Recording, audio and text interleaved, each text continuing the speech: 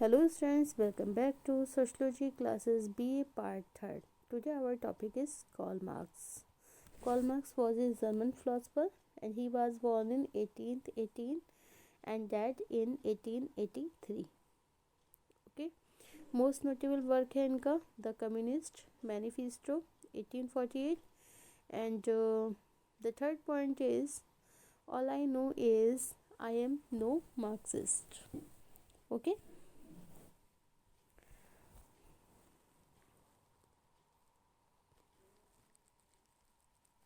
Karl Marx 1818 में इनका जन्म हुआ था और 1883 में इनकी डेथ हो गई थी. Okay.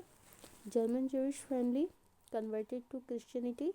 And the second point, इनकी जो स्टडी हुई है वो लॉ एंड फिलॉसफी की इन वोन एंड बर्लिन में. ओके. ये बहुत ज़्यादा इन्फ्लुएंस हुए थे, बहुत ज़्यादा प्रभावित हुए थे किससे? हीगल्स के डायलेक्टिक्स से and Smith's and Ricardo's theory and utopian socialism, dialectical materialism. Okay. And 1844 meets Friedrich in Engels. Life long partnership रही है इनकी. और 1848 में manifesto of the communist party. Okay. Constant move, ये लगातार मूव रहे हैं. Live in London since 1849. Help by angels and other friends. Marx and his family live in extreme poverty. Okay. 1867 first volume or Das Kapital and 1864 से 1872 leading role in the International Working Men's Association. Okay.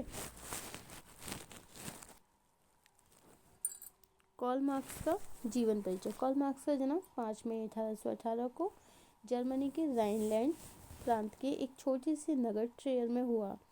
Karl Marx का प्रारंभिक पालन पोषण यहूदी संस्कारों के तहत हुआ.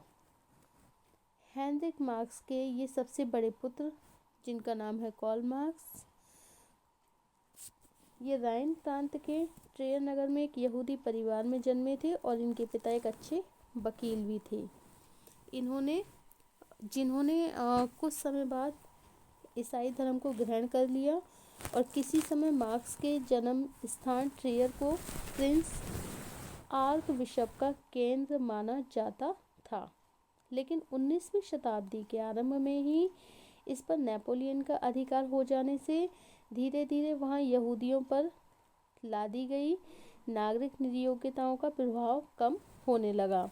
इस समय यहूदियों को भी विभिन्न व्यवसायों को करने की अनुमति मिल गई और वियना में नेपोलियन की हार होने के बाद राइन प्रांत प्रुशिया को सौंप दिया गया.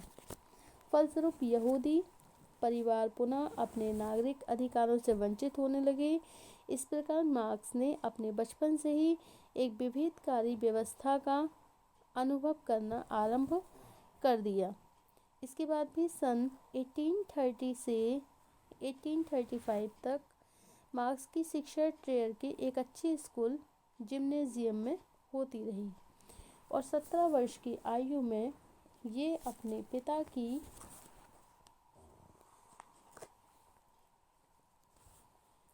इच्छा अनुसार मार्क्स ने बोन विश्वविद्यालय में विधि की शिक्षा ग्रहण करने के लिए प्रवेश लिया.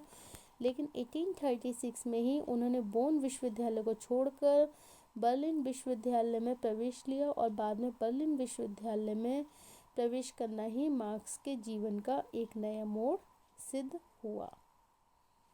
ओके. कार्ल मार्क्स साम्यवाद के पिता. Karl Marx the father of communism.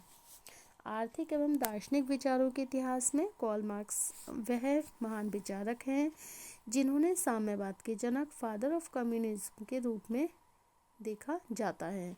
उन्होंने संपूर्ण विश्व के लिए एक ऐसी क्रांतिकारी विचारधारा दी कि उन्हें अंतर्राष्ट्रीय सर्वहारा वर्ग के महान शिक्षक और नेता के रूप में देखा जाने लगा. यह सच है कि कार्ल मार्क्स ने पहले Saint Simon, Fourier, Robert Owen, Louis Blanc तथा अनेक दूसरे विद्वानों ने आर्थिक असमानताओं से उत्पन्न होने वाली समस्याओं तथा संपत्ति के न्यायपूर्ण वितरण पर बल देकर समाजवादी आधार पर अपने विचार प्रस्तुत किए थे। लेकिन कार्ल मार्क्स वह पहले विचारक थे जिन्होंने साम्यवाद की वैज्ञानिक विचारधारा करके उसे संपूर्ण विश्व में स्थापित किया। वह एक ऐसे राजनीतिक, आर्थिक और सामाजिक विचारक थे जो गरीबों, श्रमिकों और शोषित वर्गों के एक बौद्धिक मसीहा बन गए।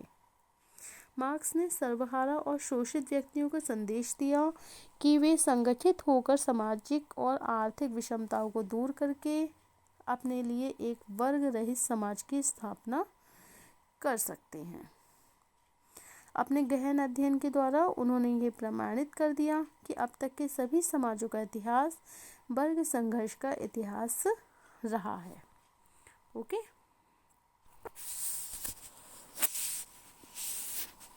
अप्रैल 1843 में मार्क्स का अपने बचपन की मित्र जेनी से विवाह हो गया और विवाह के बाद अपने खाली समय में मार्क्स ने राजनीतिक और सामाजिक इतिहास पर मॉन्टेस्क्यू तथा रूसो के विचारों का भी गहन अध्ययन किया। अंत में नवंबर 1843 को मार्क्स ने जर्मनी के प्रतिक्रियावादी वातावरण से छुटकारा पाने के लिए पेरिस जाने का निर्णय लिया और जर्मनी को छोड़कर सन 1843 में जब मार्क्स पुनः पेरिस आए तो यहीं से उनकी बौद्धिक विकास का एक नया युग भी शुरू हो गया। ओके, मार्क्स के जीवन में पेरिस की ओर होने वाला जो प्रवास था इस दृष्टिकोण से भी महत्वपूर्ण है कि यहीं पर 1844 में उनका फ्रेडरिक एंगल्स से वह महान मिलन हुआ जो जीवन भर उनकी गहरी मित्रता के रूप में बना रहा। ओके, किनसे मिलन हुआ था? Frederick angles. एंगल्स के पिता एक कपड़ा उत्पादक थे और कपड़े की मिल में श्रमिक वर्ग की दशाओं और उनके शोषण को देखकर एंगल्स एक समाजवादी विचारक भी बन गए।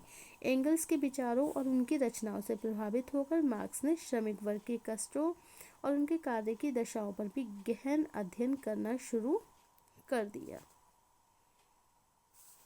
ओके, एंड सन 1845 में मार्क्स ने अपने विचारों को स्पष्ट करने के लिए द जर्मन आइडियोलॉजी पुस्तक लिखी, लेकिन उनके जीवन काल में इस पुस्तक का प्रकाशन नहीं हो सका। उनकी सबसे पहले प्रकाशित होने वाली पुस्तक का नाम था द होली फैमिली, जो कि सन 1845 में प्रकाशित हुई। ओके,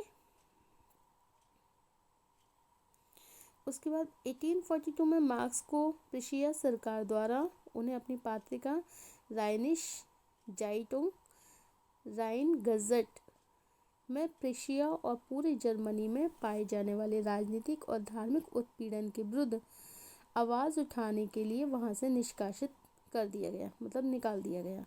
और उसी तरह सन 1845 में फ्रांस की सरकार द्वारा मार्क्स को बुनकरों के विद्रोह का समर्थन करने के कारण पेरिस से भी निकाल दिया गया और मार्क्स ब्रुसेल्स में जाकर रहने लगे और यही उनका संपर्क उन जर्मन शरणार्थियों से हुआ जिन्होंने ब्रुसेल्स में रहना शुरू कर दिया।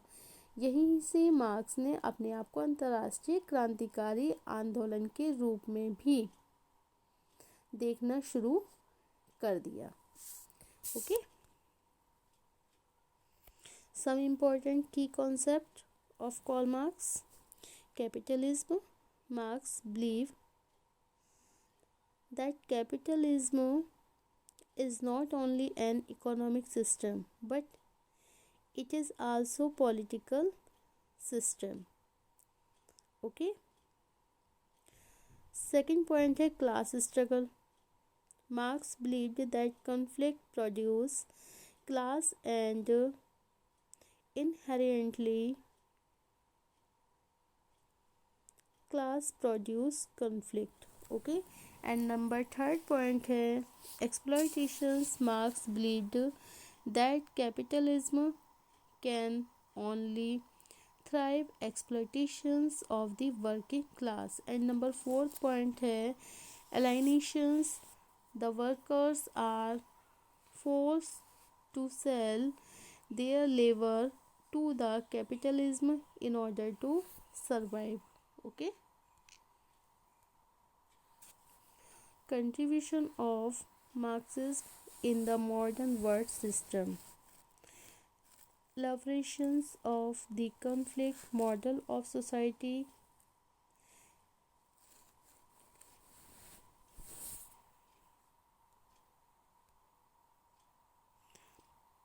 Specifically, his theory of social change based on antagonism between classes. And second point, the idea that power originates primarily in economics predictions. Number third point है concern with the social origins of alienations.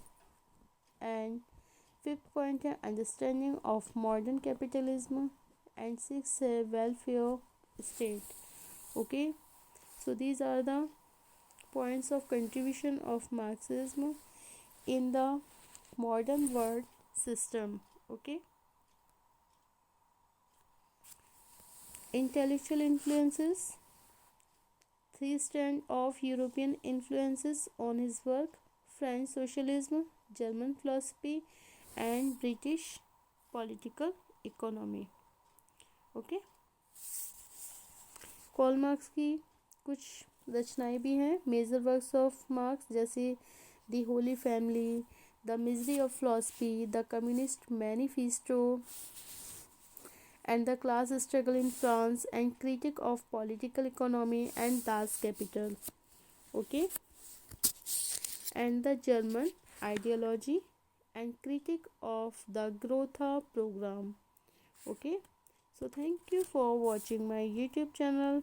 Thank you so much. Thank you.